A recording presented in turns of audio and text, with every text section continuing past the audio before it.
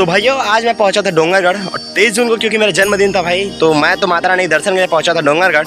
और यहाँ पर मैं लेता हूँ नारियल और उसके पश्चात नीचे में एक पहाड़ के नीचे में एक मंदिर बना हुआ है माता रानी का, जहाँ पर आरूग है कलसा दाई का जो गाना है वो शूटिंग हुआ था यहीं पर। अनुज शर्मा जी जो कि शूटिंग किए थे अपने गाना का, और बहुत ही विशाल और भव्य मंदिर है। यहाँ पर इनकी कलाकृतियाँ दिखाई देती है इस मंदिर में। और इस मंदिर के पश्चात यहाँ पर मुझे पहाड़ों के नीचे में एक पंखा देखने को मिलता है, विशाल पंखा। फिर मुझे यहाँ पर बजरंगबली मंदिर में दुर्गेश नहीं कहा जाता है।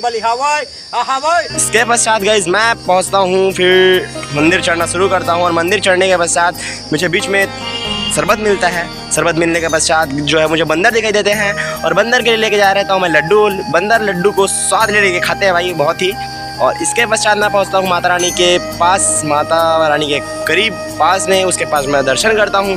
दर्शन करने के पश्चात मैं जो है वहाँ का नज़ारा का आनंद लेता हूँ, और देखने में बहुत ही खूबसूरत होता है वहाँ का नज़ारा।